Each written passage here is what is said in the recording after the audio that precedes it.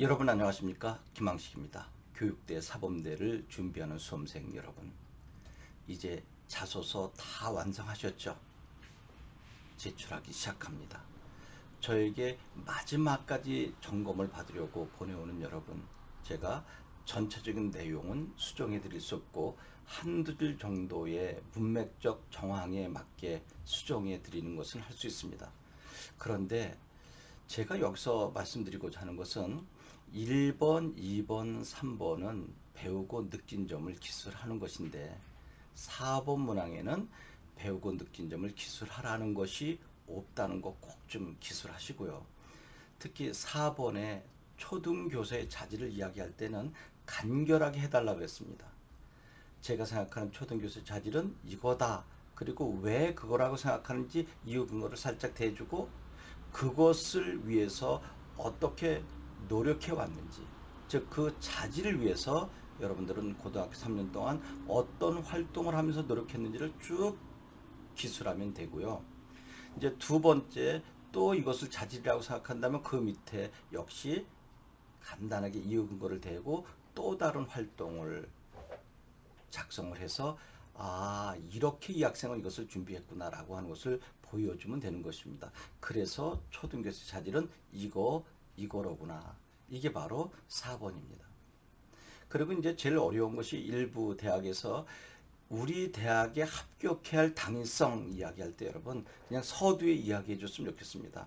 저는 이런 부분에서 제가 귀 대학에서 합격해야 할 자질을 이렇게 가지고 있다라고 앞에서 명쾌하게 제시해 주는 것이 좋을 것 같아요. 그리고 이제 그 장점 같은 것을 어떻게 기술해 나가는지, 또 대학에 와서 진로 계획을 적는 부분들이 있는데 여러분 그 대학의 커리큘럼 이야기할 필요까지 없어요. 너무 자기적인 것 아닌가요?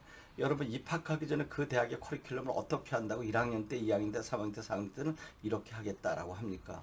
그래서 이제 그때는 이제 대학에 와서 무엇을 할 것인가 할 때 상당히 매력적인 것은 고등학교 3년 동안 시험 공부하느라고 봉사활동을 하긴 했지만 제대로 하지 못한 부분, 이것을 대학에서 좀 더 체계적으로 공부해서 거기 가서 한 번 더 진지하게 활동을 해보고 싶다라든지, 아니면 실제로 고등학교 때 읽었던 그 많은 도서 항목들 발췌독한 것이 많은데 그것을 모두 하나하나 꼼꼼하게 읽으면서 1, 2년간을 독서 활동을 하겠다든지.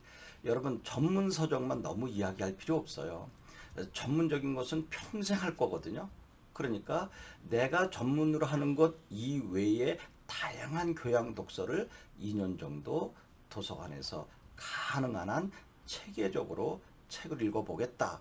그렇게 되면 또 봉사활동이나 학생들과의 관계가 소원될 수도 있죠. 좀 멀어질 수 있으니까 그때는 또 틈틈이 학생의 활동 등을 체계적으로 하겠다. 그리고 이제 향후에 어떠한 공부를 해서 어떻게 진로를 결정하겠다라고 했을 때 초등교사야 당연히 초등교사의 길이지만 초등교사도 왜 초등교사만 가야 될까요? 초등교육학과가.